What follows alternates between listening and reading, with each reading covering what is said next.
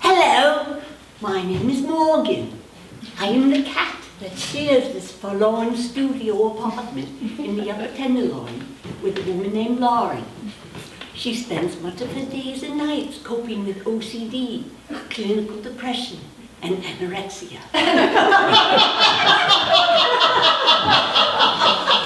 You might say she is the trifecta of human condition. She's also kind of Jewish, kind of vegetarian, a bit of a hoarder, and a lapsed lesbian. I find her incredibly entertaining.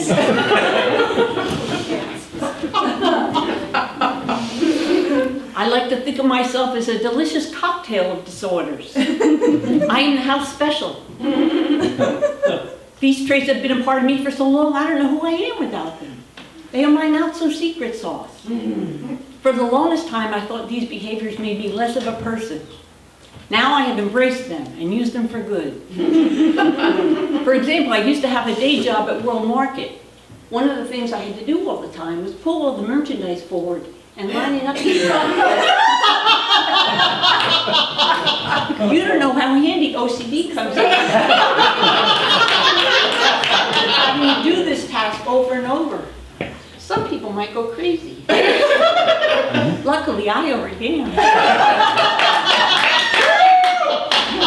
Getting to touch things repeatedly, lining them up evenly, really evens me out. In the retail industry, this process is called recovery. It's better than Xanax. On the other hand, my OCD makes it really hard to get out the front door every day. I'm a toucher and a counter. There are certain things I have to touch in a specific order.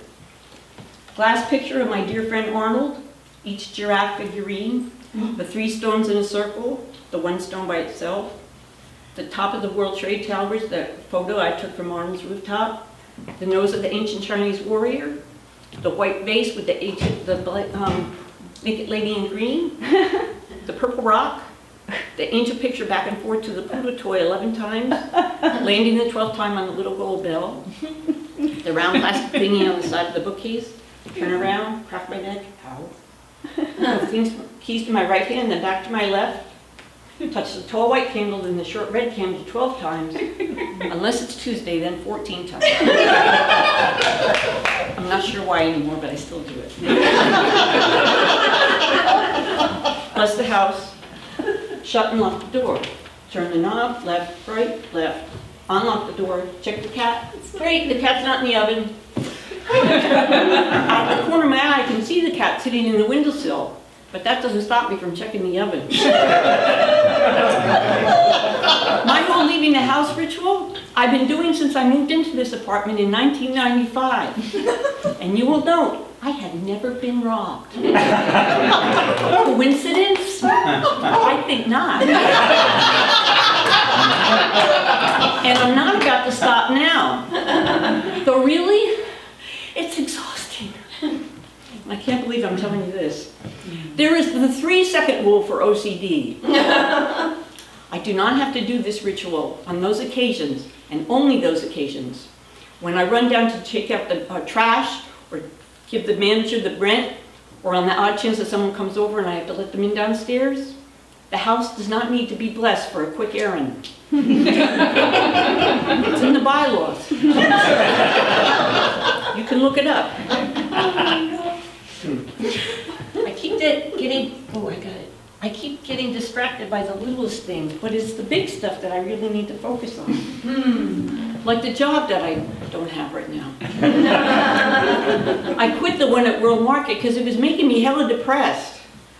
Sure, plenty of great OCD opportunities, but I was mainly a cashier.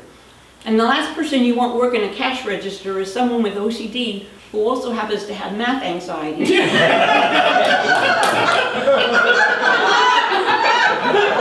And trouble making correct change. 40, 45, 50, 6. Here you go, thank you. I had a ton of different jobs. None of them I really want to go back to. I've kind of grown accustomed to having my own apartment and regular meals. I ask myself, what do I do now? Why am I even here? What am I doing on this earth? Am I even making a difference? Nobody wants to just take up space. I want life should be meaningful. I want to contribute something. I want people to say, there goes Loren Kraut. If it wasn't for her, I'd be home watching Law and Order, eating pudding with my fingers.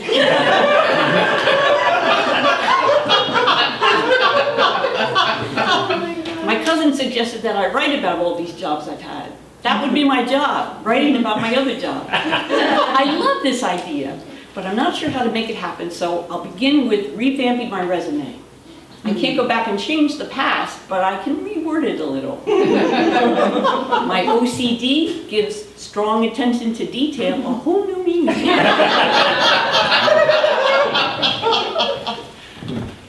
Do you see what I'm dealing with? It's like watching television with someone else holding the remote and flipping through the channels. Like observing an accident unfold. You just can't look away. And why should I? Our window faces a brick wall. This is not what you call a room with a view. Her friend Steve and Randy decided they were going to help her with the holding problem. You know how the gays are. Oh, a fabulous decoration opportunity. Days filling black plastic rubbish bags with unopened junk mail. Years and years worth. She was afraid someone would use it to steal her identity. Really? FreeCreditReport.com won't even let her log in. Rummaging through all of her stuff, carefully categorizing the items and putting them into storage boxes to put into her closet. That was 6 years ago. She's never once opened any of those boxes. How important can that stuff be? These are my things. They are important to me. My life, my history is in those boxes. I feel secure knowing that they're there. I don't have to look inside them. I just really need them. If they were thrown out, I think I would fade away. I don't trust my memory. These things are tangible. I still have the circus-themed decorations from my 6th birthday. They remind me of my mom, Evelyn. She always let us choose what we wanted for dinner on her birthdays. I always asked for kugel, noodle pudding.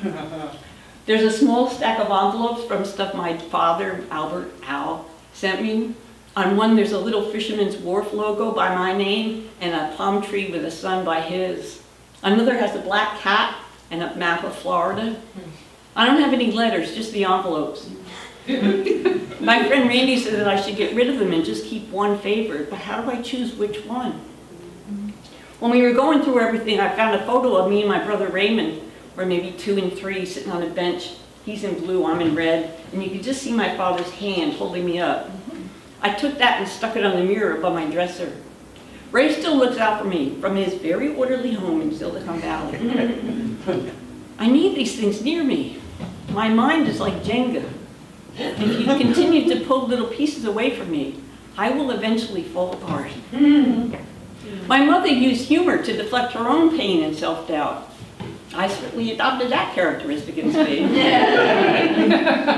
She struggled with weight her whole life, was always heavy, and I have some similar food anxieties. Though I became anorexic, and I must say I'm pretty good at it. I wear clothes that are 5 times too large. Anorexics do that. We're hiding our fat under layers of cotton and polyester, looking like a balloon with all the air let out. This is the look that I'm comfortable with, and it's great for shoplifting.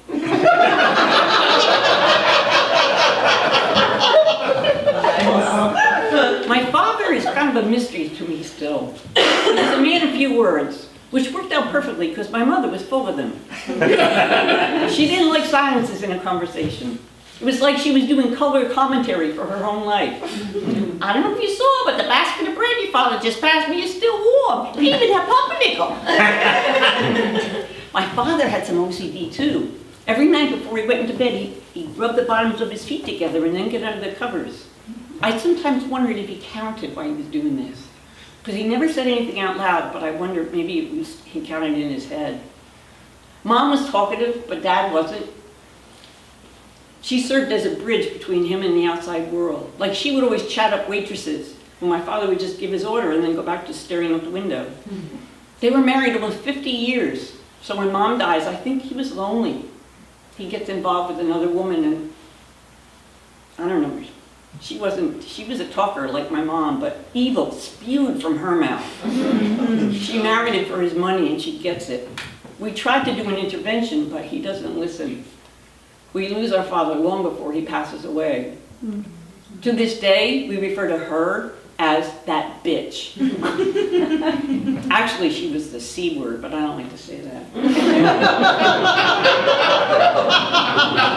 I know. Raymond and I are the last of the Krauts. And a good thing, too, because it's a horrible name.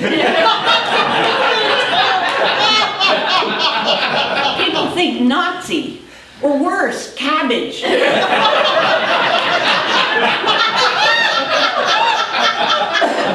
All my life it's been, Ed, what's your name? Loren Kraut, as in sour? It's a slur against Germans. And we're Polish and Russian. Jews, if you will. Even if you won't, we're still Jews. The thing is, nobody thought to change Kraut. No, they changed their first names. Morris became Lawrence, Rivka became Rita, Shlomo became Sean, and then later Beatrice. Because you didn't want to sound Jewish. But what about something like coleslaw? Did anyone consider the damage that could do to a person's self-esteem? WTF, ancestors. I've been living in San Francisco 20-something years, and I still sound like New Jersey. And you must have heard my cat was from the UK. Other things have happened. Look who just became our president.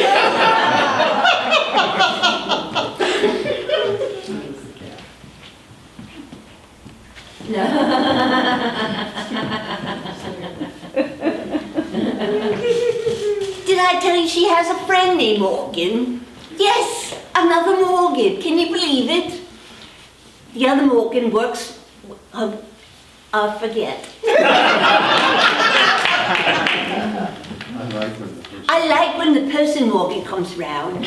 She always gives me a playful rub. I find it oddly satisfying having Morgan on Morgan belly rubs. I'd do it for her too if she'd only let me. Instead, I have to content myself with a hearty lick. Loren and this other Morgan met while doing stand-up comedy. That's what Loren does at night. When she rehearses her material, she'll pace. She has the same route, from the hallway into the living room, over to the window by me. She touches the side of the desk, then goes back round again. It has a certain rhythmic quality to it. I look at Loren and I see a world of different dimensions. And people are little universes within themselves. Each person is unique. Little universes colliding with the other universes over and over. They're like those Russian nesting dolls, all spinning in their orbits and intersecting with one another. Yeah, little universes colliding. Each universe bringing its own gift to the party. You may bring a bowl of indifference and doubt. I have a platter of compassion and correctness. Last October, I took my universe to work at a haunted house set up in the Stonestown parking lot. I was a zombie. Yeah, I got paid to scare people. I didn't know the first thing about being undead.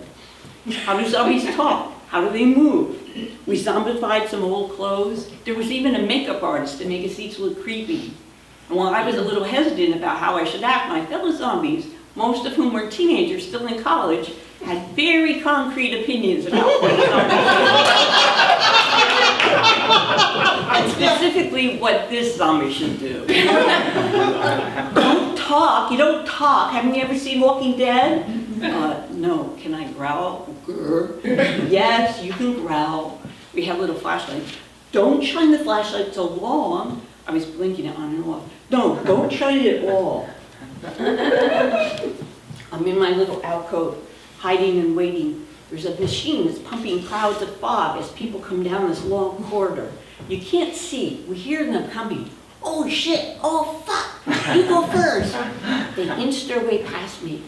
They don't know I'm there, and I can just make them out in the shadows.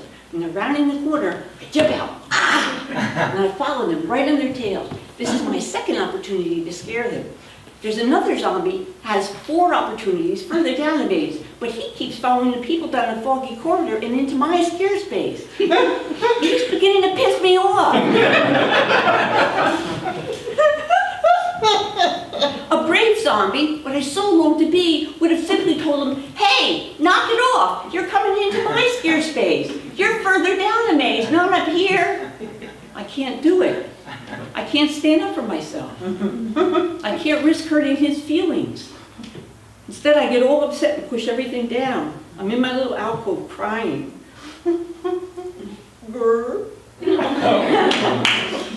Not a good night for zombie Loren.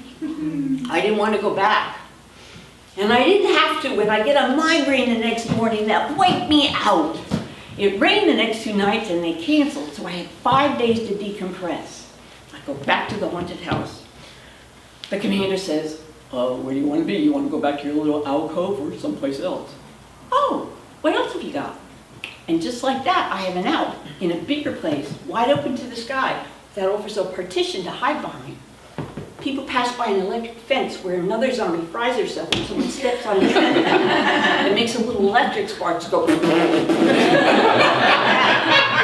When I hear that, I know they're coming into my range, and I count 1, 2, 3, 4, and they're right even with me. And I pop out from behind the partition. Boom! And I scare the shit out of them. You have to time it right. If you scare them too soon, you fuck up the scare. It's not as impressive as it can be. And scaring them too soon also runs the risk of sending them back into the maze and not forward. You want to scare them forward into the next zombie's maze. Once I scared a group of 5 too soon, and they ran back into some dead ends. And you can't go and say, hey, excuse me, is this way? You gotta be a zombie and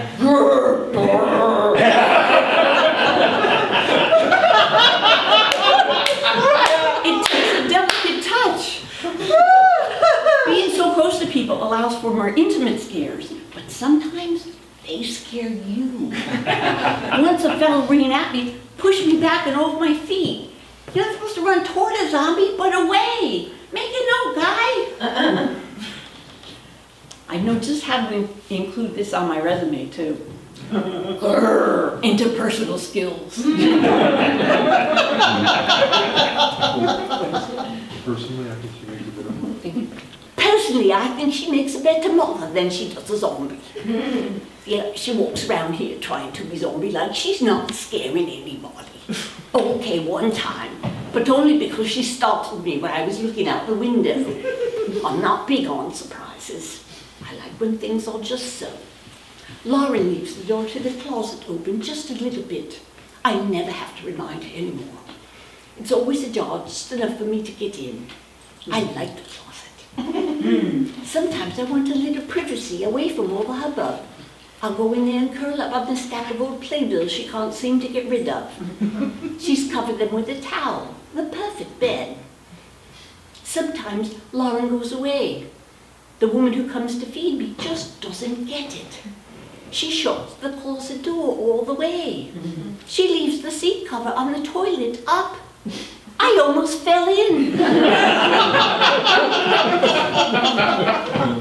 And Loren knows how to arrange the pillows on the sofa. I do wish they'd discussed the proper way these things ought to be done. 3 pillows, not 2, with a loose blanket draped over it all. How difficult is that? I was a birthday party clown. White face, red nose, baggy pants, the whole deal.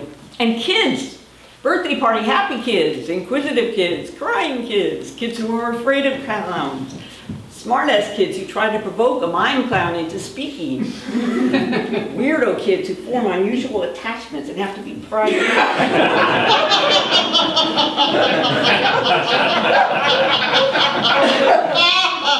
Parents of kids who love the entertainment you provide at a reasonable cost. Parents who tolerate your act while sipping whiskey from Dixie cups at the back of the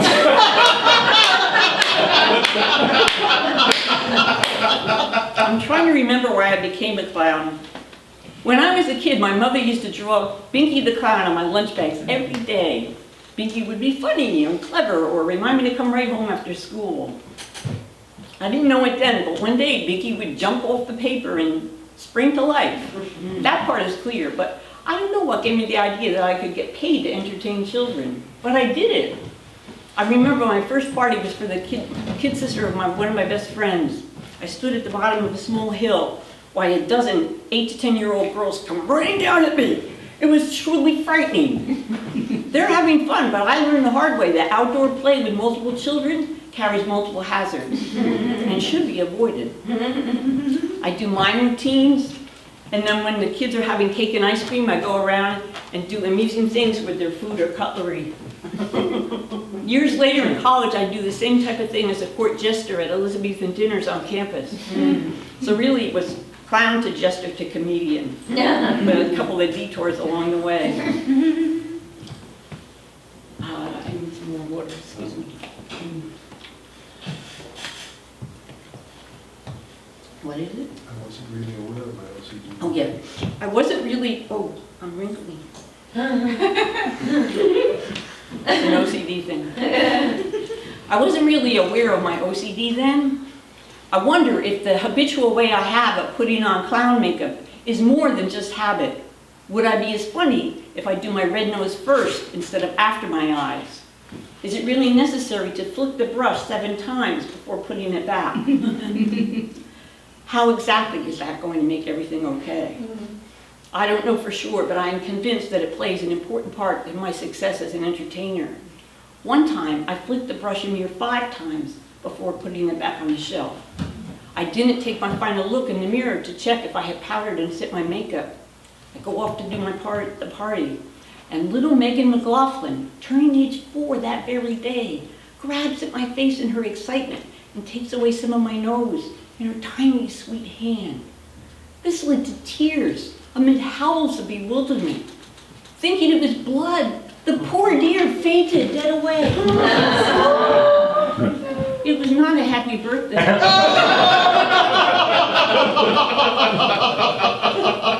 Okay, none of that happened. But you do understand the magnitude and validity of following one's compulsions. Another job I had wearing a costume, a strawberry. There's a department store in Manhattan called Strawberries, and I hand out flyers about a block or so from the store. People give you a lot of strange looks when you're dressed as a strawberry. I think even more so than when you were a clown, when I was a clown. Because strawberries don't really have a reference. People know clowns. When you see a clown, you may not like it, but at least it's familiar. People always ask me, why are you a strawberry? And then they look at the flyer I hand them and go, oh, you poor dear. I go through a short but intense existential period where I question my very existence. Not just as a fruit. What am I doing in my life? Is this where I want to be? What do I have to look forward to? Tomato? Perhaps someday, pineapple? In truth, I want to be an actor. How do I move from being produce to being produced?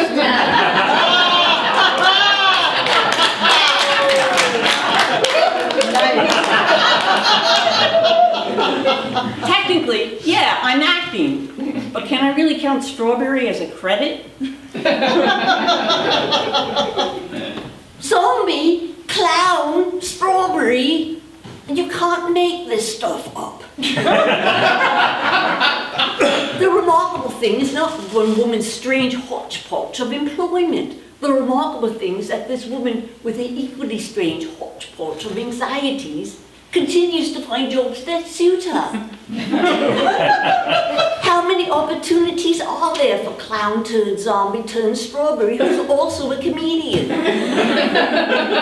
I would think not that many. One can only wonder what comes next. I do wonder what's next. When I'm looking for work, I think back on what I've done before to kind of guide me. I was a pastry chef for a while. Maybe I could do that. I asked myself, would I want to do that again? Let's see. Long, difficult hours running around, crazy kitchen, not enough pay, weird bosses. No, thank you, But I do enjoy the creativity of it. Baking is a very exact form of cooking. It's the perfect match for someone with OCD. You get to measure things and then mix them together. It's like chemistry, but without the attitude. And you get to taste all kinds of fun things. I know, how is that an OCD thing? It's not. It's an anorexic thing. I was an anorexic pastry chef with a sweet tooth. So I had a unique advantage over your anorexic banker, say, or anorexic lawyer. I could sample desserts without having to indulge in the whole slice. I saved inches and money. Another job I had for only one afternoon. Housekeeper. Wait for it. At a brothel. A friend of a friend was what we called a high-class hooker at a high-rise in Midtown. She needed somebody to do the laundry and clean the place up. I wasn't doing anything. It was summer and super hot. Roger, this creepy-looking old guy in a wife-beater t-shirt, followed me around checking my work. I hadn't done cocaine at that point. But I know enough about it to recognize the razor blades and trails of white powder on the mirrors lying about the living room. When I vacuum under the bed, I find a treasure trove of whips and handcuffs. I don't even know what the rubber things are. And the laundry, oy vey. So many towels. A sea of sheets. The other housekeepers in the laundromat eye me, know. They just know. I can't get out of there fast enough, and I sure as hell can't go back. I'll never be able to put that on my resume, but I did learn from the experience that I have standards. At one point, I really believe that I can change my life, get a career, stop with the dead-end jobs. So I go back to school and get my teaching credential in special ed. No matter how well-intentioned a program might be, it cannot fully prepare you for a room full of angry children. Yeah. My first year, I taught 3rd through 5th grade. That was hard, but doable. Except when a child tried to strangle me, and I was so green I didn't know you were supposed to report it. Another teacher passing by saw this kid with his hands around my throat, and she intervened. Apparently, you're not supposed to touch them either. My second year, I taught 6th through 8th grade. And I was the last in a long line of substitutes who treated them really horribly. When I came along as the regular teacher, they decided collectively to stick it to me. I found this out afterwards from one of the parents. They were like little ninja mice, scurrying here and there, raising hell and eating me alive. I tried punishment. I tried reward systems. I was mean. I was funny. I even sent a good many of them to the principal. But they win. I totally flunked Discipline 101. I get severely depressed. Did I mention that I've tried to kill myself numerous times? So far, unsuccessfully. That was one of those times. What is it? I have goodbye letters. Oh, yes, thank you. I have goodbye letters to family and friends pre-written. So if I have a spur-of-the-moment suicide, I'm good to go. Literally. I make it through the semester, and in my last week of teaching summer school, I get a wake-up call. Ring, ring. Hello? Cancer calling. Is Loren there? You've got to be kidding me, cancer? That is the last straw. Goodbye, teaching. I'm going to do what I've always wanted to, but never let myself do. I'm going to try stand-up comedy. And I love it. It's the perfect fit. And unlike teaching, I can say fuck. Take that, Steinbeck Middle School. I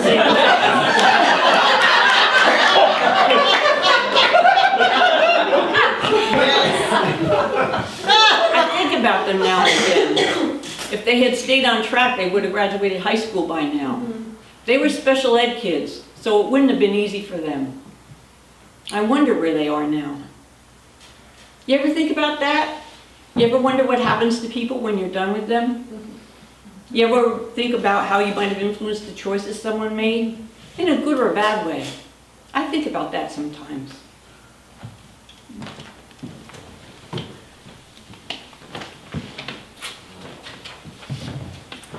One time, I wanted to go from the stove to the counter. You can't see it from here, but there's a gap, a wide one between the two. I was unsure if I would make it. I had reached out with my front paws to the counter, but my back paws were still on the stove. It was a tough call. Could I make the leap? Or would I have to jump down to the floor? Then Loren came and gave me a hand, helping me to the counter. I tried to do the same for her when she's in a bind, but some binds are harder than others. Being a comedian with OCD isn't much of a problem. Granted, I do have to accept that before I can begin my act, everything on stage is in its place. The stool should be just off to my left. The mic stand is moved behind me and also to the left, never the right. And any miscellaneous fluff is promptly pocketed to be disposed of later. These behaviors aren't that difficult to accommodate. You as an audience may not realize that I'm stooping out of a compulsive need when I pick up something. You may only recognize obsessive compulsive behavior when I reach back in the middle of a joke to adjust the mic stand thingy first one way, then the other. But this move is more than just an arbitrary alignment of stage props. It's more than just a laugh, too. When I adjust the mic stand or touch the stool or pick up a fuzzy, I'm grounding myself, sure. But by acting on whatever the hell I feel compelled to do in the moment, I'm obeying the OCD gods. I'm doing my part to ensure that this set, this evening, will be marvelous. It's a bargaining between the universe and me. Because I care, people. I care. It's not unlike the person who crosses themselves when they're doing something dangerous. Not that stand-up is hazardous, but it does have its risks. People have been known to throw things. I once saw a fellow comedian almost get crowned by a beer bottle when he insulted a guy's date. Another had a dinner roll thrown at her. Now, who does that? All I can say is if anybody ever threw anything at me, I wouldn't be surprised. And I would pick it up.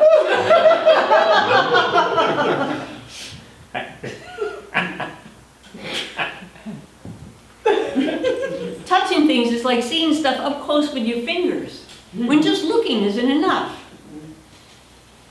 OCD calls out to you, touch that, now!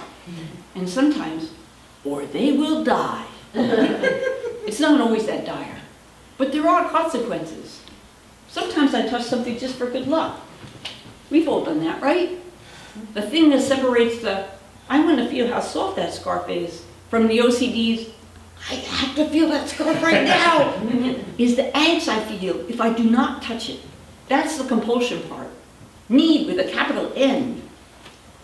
I'd like you to look around, and if you see somebody wearing something soft, ask them if you can touch it. If they say no, give them a look. And then try to find somebody else. Go ahead, do it now. Don't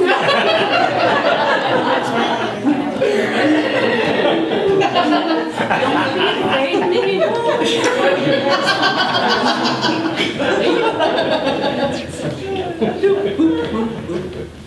Did you like that? I know you did. I get to do that all day long. But you have to remember to ask permission. It's impolite to simply reach out and fondle someone's fleece hoodie. You won't make friends that way. High five.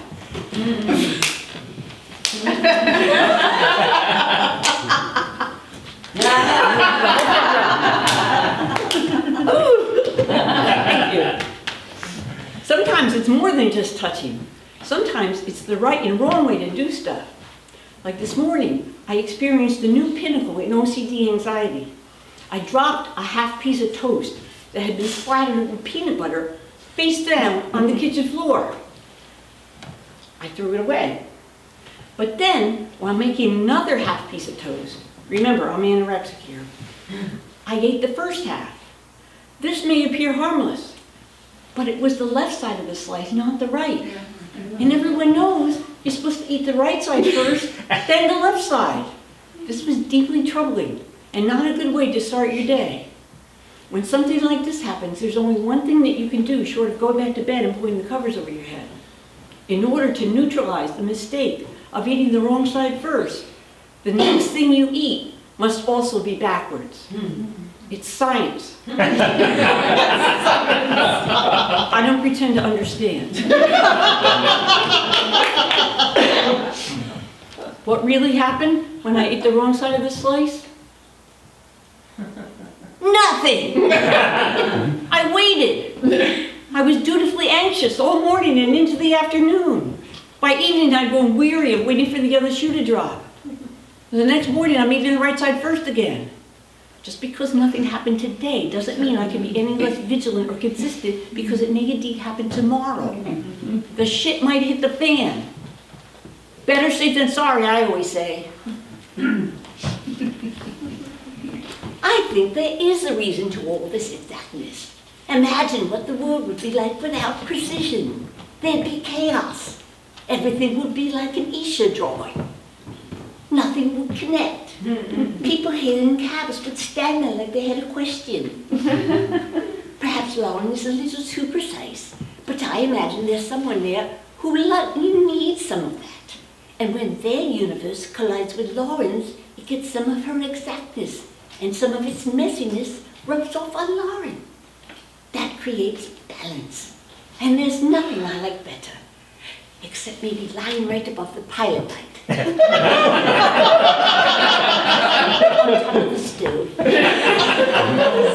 It just makes a lot of sense to me. Why is it called a disorder when all I'm doing every day is putting things in order? I'm calling attention to what everyone usually ignores. Hello, corner of the chair. I see you, nice little shirt. I see that nice fuzzy sweater. Thank you, lovely kitty, for letting me pet your softness. All of this touching and counting is driving me over the edge. Well, all right, even further over the edge. Time to buckle down and conquer my OCD. There's a gold standard in psychotherapy treatment for just this occasion. It's called exposure and response prevention, or ERP when you're on Twitter. It's not easy, but it is simple. I have the obsession, but resist doing the compulsion until the urge dissipates. Do you know how hard it is to just stand there and not touch something that your whole being is screaming out for you to touch? Because if you don't touch it, then your apartment will get robbed, or you'll get stabbed by a stranger, or you might not even know what bad thing will happen, even if it'll happen to you or someone else. But it'll be your fault if you do not follow through on what you were compelled to do, so you just better hurry up and do it. So I took this exposure and response and I tried it out on a few of my favorite OCD behaviors. And guess what? Some success. Like I don't have to touch the kitchen chair and kitchen table and chair every single time I leave the kitchen. You know, to fight crime. I only have to do it maybe every 5th time. That's progress, right? On the sidewalk that look unsafe or uneven or just out and out ugly. I'm forever dodging and weaving on my way to anywhere. I have to start slowly, by standing on the offending spot until it doesn't bother me to be on it. If any of you have this issue, stand on your bothersome thing, take out your phone, and look busy. Then you can stand there as long as you're able without appearing lost or insane. Other things like my leaving the house ritual, I can't even begin to consider stopping. Easier ones first. I'm not ready for that yet. Building that muscle. Some people do push-ups. I do reps of ERP. Table, no. Table, no. Feel the burn.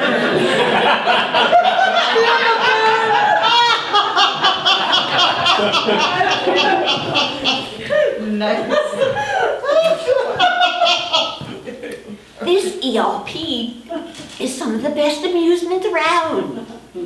I love it when Loren works on her OCD. I thought I could be completely still when she's trying not to touch the table. Loren is a statue. She looks like one of her giraffes. She's real quiet, doesn't move, and then suddenly she bolts from the room, goes to her desk, starts typing and talking to the screen. I can never tell if this is a good thing or not. I can never tell if she's running to or away from something. I'm definitely running away. But where I'm headed, who knows? And that scares the fuck out of me because I don't see a thing. I don't have a backup plan. Right now, my only contingency prep is a couple cans of Friskies and the number for suicide prevention hotline. And I think there still might be a pint of vodka in my earthquake kit. That might come in handy. Where am I headed? I have to decide. I have to act. But first I have to touch the handle on the door. Now I can decide and act. If I don't want more of the same bullshit jobs and depressing times, then I have to change something. But god damn it, I'm fucking depressed. I don't have it in me right now to look for a job. However, I'm also flat broke. Yesterday, I had to decide if I could afford to buy Parmesan. When cheese becomes a luxury, you know you're in trouble. I hate being depressed because when I get like this, I go down some pretty dark paths. I don't know if the dead end sign I see flashing is another dud job on my horizon, or is it the end of Loren? The last time I tried to kill myself, I went out to Ocean Beach and sat in my car overlooking the Pacific Ocean. I took some sleeping pills and put a plastic bag over my head. Back then they were legal. I'm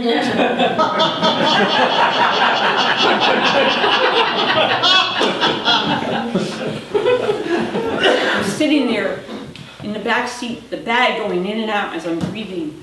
Suddenly brightness shines through the window. Oh, fuck, what is that? Oh, maybe it's God telling me to knock it the fuck off. I reach out from the bag to look. When I see that it's just a street lamp, I try to tape the bag closed. No luck there. But wait, I brought a second plastic bag. I was a Girl Scout. I always come prepared. But it wasn't meant to be, because the cops and firemen found me sometime later. I was sound asleep when they knocked on the glass, threatening to break it if I didn't unlock the door. Don't break the window!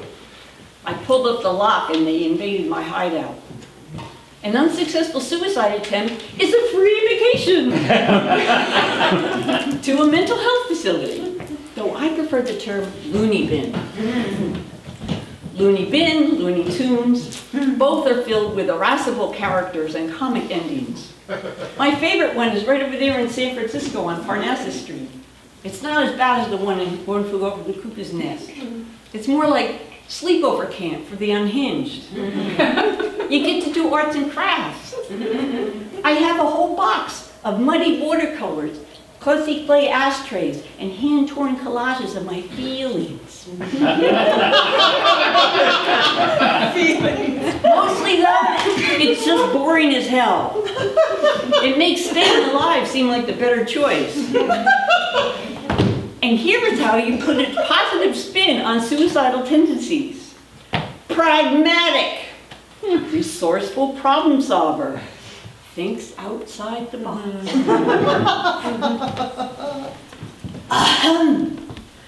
I've got something to say, so listen here. You want to think outside the box? Get this. You are simply the on-stage Loren. The out-in-the-world Loren is who's writing this show. You don't have to do everything she's telling you. You may only come alive when you're on stage, but that's time enough. You get what I'm saying? You have this opportunity to be a new Loren.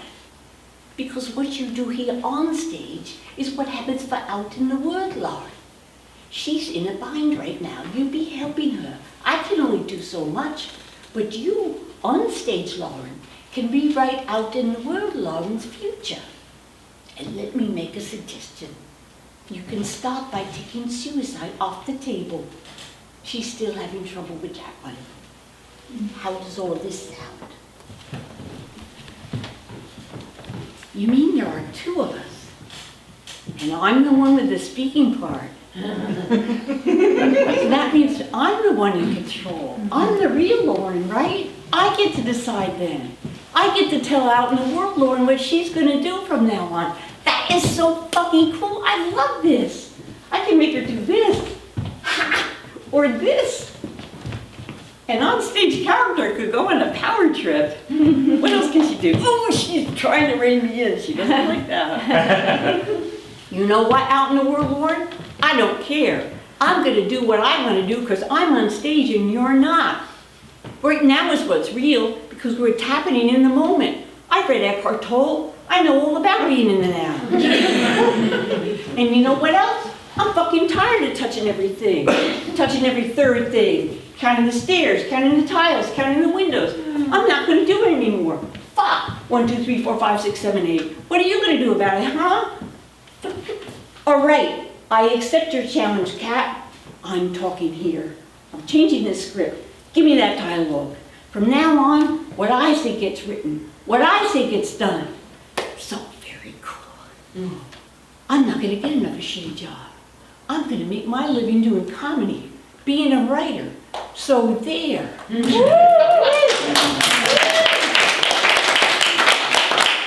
you know what, out in the world, Loren? I just this second got a job as a writer and comedian. I have my own weekly column, the OCD Files. No, the OCD Diaries. No, Touch and Go.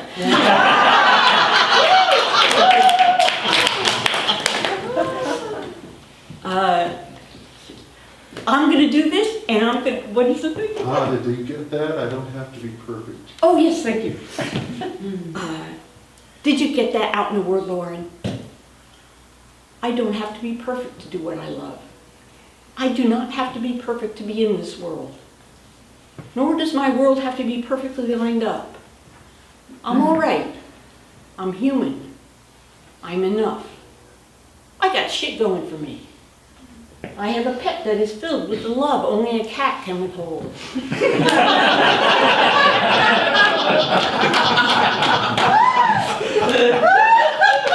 There are a few people willing to admit loving me in some fashion.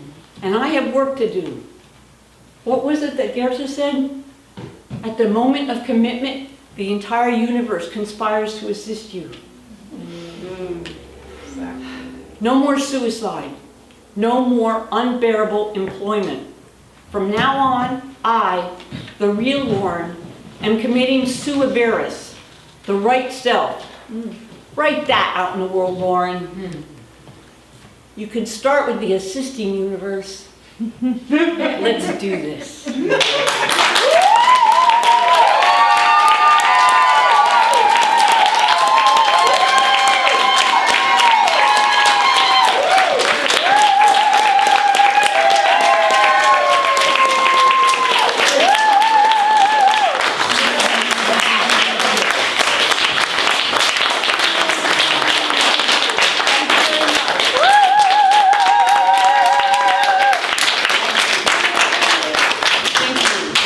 You do my heart good. Thank you so much.